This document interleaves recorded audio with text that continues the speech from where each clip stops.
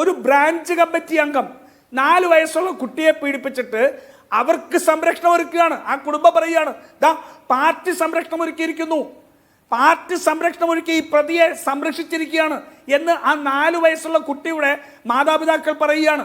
അപ്പോൾ CPM കാരനായാൽ സഖാവായാൽ എന്തും ചെയ്യാം എന്നുള്ളതാണ്. നിലമ്പൂരെ രാധയുടെ വിഷയമൊന്നും എടുത്തുകൊണ്ട് ചിത്രരഞ്ജൻ സഖാവെ വരണ്ട. അവിടെ ഒരു സംഭവം ഉണ്ടായപ്പോൾ പരിപൂർണമായിട്ട് നിയമത്തിന് വഴങ്ങിയതാണ്. ആ നിയമത്തിന് വഴങ്ങി അതിൽ കുറ്റക്കാരായിട്ടുള്ളവരെ ശിക്ഷിച്ചിട്ടുണ്ട്. ഞങ്ങൾ ഒരിക്കലും ഖജനാവിലെ പണം എടുത്തുകൊണ്ട് അവിടെ ആരെങ്കിലും സംരക്ഷിക്കാൻ സുപ്രീം കോടതി വരെ പോയിട്ടില്ല. തല പിളർന്ന് കൊന്ന നിങ്ങൾ കൊന്ന ആൾക്കാരെ, പ്രതികളെ സംരക്ഷിക്കുന്നതിന് വേണ്ടി പോയ പോലെ ഇല്ലേ? ഷുഹൈബിനെയും കൃപേഷിനെയും ശരത് ലാലിനെയും ഒക്കെ കൊന്നവരെ സംരക്ഷിക്കാൻ പോയ പോലെ ഞങ്ങൾ പോയിട്ടില്ല. ഞങ്ങൾ വളരെ കൃത്യമായി നിയമത്തിന് വഴങ്ങി, ആ നിയമത്തിൽ വഴങ്ങി അതിൽ കുറ്റക്കാരായിട്ടുള്ളവരെ ശിക്ഷിച്ചിട്ടുണ്ട്. ഈ നാട്ടിൽ യാതൊരു കുറ്റകൃത്യവും ചെയ്യാത്ത അല്ലെങ്കിൽ ഒന്നും ദുർനടപ്പില്ലാത്തവരാണ് കോൺഗ്രസിലുള്ളതെന്ന് എനിക്ക് അഭിപ്രായമില്ല. അവിടെ ഏതെങ്കിലും ഒരു തരത്തിൽ ഒരു പ്രശ്നമുണ്ടായാൽ ആ പ്രശ്നത്തിന് പരിപൂർണമായിട്ട് നിയമത്തിന് വഴങ്ങുക എന്നുള്ളതാണ് ഞങ്ങൾക്ക് എടുക്കാൻ കഴിയുന്നത്. അത് ഞങ്ങൾ എടുത്തിട്ടുണ്ട്. പക്ഷെ നിങ്ങൾ ചെയ്തിട്ടുള്ളത് അതാണോ? നിങ്ങൾ ചെയ്തിട്ടുള്ളത് ഈ പ്രതികൾക്കൊപ്പം നിന്നുകൊണ്ട് 4 വയസ്സ് ഉള്ള പെൺകുട്ടിയെ പീഡിപ്പിക്കുന്ന പ്രതിയെ പോലും നിങ്ങൾ ചിറകിനിടയിൽ സംരക്ഷിക്കുകയാണ്. ഒരു സ്ത്രീയെ വസ്ത്രാക്ഷേപം നടത്തി പൊതുരംഗത്ത് അപമാനിച്ചിട്ട് അതിനെ ന്യായീകരിക്കുന്ന ഒരു മുഖ്യമന്ത്രി, സ്വന്തം വകുപ്പ്, സ്വന്തം പോലീസ് കേസെടുത്തപ്പോൾ അതിന്റെ മെറിറ്റിനെ പോലും തള്ളിപ്പറയുന്ന മുഖ്യമന്ത്രിയാണ്. ഇതൊരു കൗൺസിലറിൽ ഒതുങ്ങുന്നില്ല. അങ്ങേക്കറിയാമല്ലോ നിയമസഭയിൽ KK രമയുമായി ബന്ധപ്പെട്ടുണ്ടായ സംഭവങ്ങൾ. അല്ലല്ല, KK രമയുമായി ബന്ധപ്പെട്ടുണ്ടായ സംഭവങ്ങൾ അല്ലേ? അന്നും ഈ സ്പീക്കർ തന്നെയായിരുന്നു വിവാദ കേന്ദ്രം.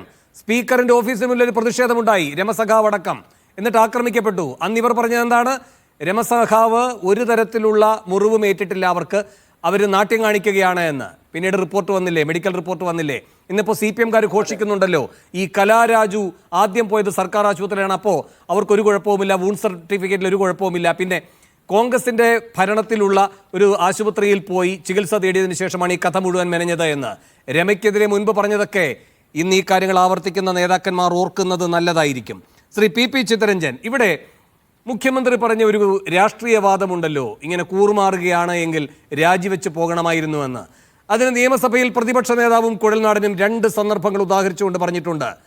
പ്രതിപക്ഷ നേതാവ് സഭയ്ക്കകത്ത്, കുഴൽനാടൻ മീഡിയ റൂമിൽ. രണ്ടും പറയാം. പ്രതിപക്ഷ നേതാവ് പറഞ്ഞത്, വ്യവസായ മന്ത്രി P രാജീവിൻ്റെ മണ്ഡലത്തിൽ കരിമാലൂർ പഞ്ചായത്തിൽ ഞങ്ങളുടെ ഒരു അംഗം പ്രസിഡന്റ് തെരഞ്ഞെടുപ്പിൽ മാറ്റി വോട്ട് ചെയ്ത് അപ്പുറത്ത് വന്നു. CPM എന്താ ചെയ്തത്? അവനോട് പോയി രാജിവെക്കാനാണോ പറഞ്ഞത്? CPM ഉച്ച കഴിഞ്ഞ് നടന്ന വൈസ് പ്രസിഡന്റ് തെരഞ്ഞെടുപ്പിൽ ഈ കാലുമാറ്റക്കാരനെ വൈസ് പ്രസിഡന്റാക്കി. രാവിലെ കാലുമാറിയവനെ ഉച്ച കഴിഞ്ഞപ്പോൾ വൈസ് പ്രസിഡന്റാക്കിയ പാർട്ടിയുടെ പോളിറ്റ് ബ്യൂറോ അംഗമല്ലേ നിങ്ങൾ? അതാണ് പ്രതിപക്ഷ നേതാവിൻ്റെ ചോദ്യം. മീഡിയ റൂമിൽ ഈ പറയുന്ന കുഴൽനാടൻ പറയുന്നത്.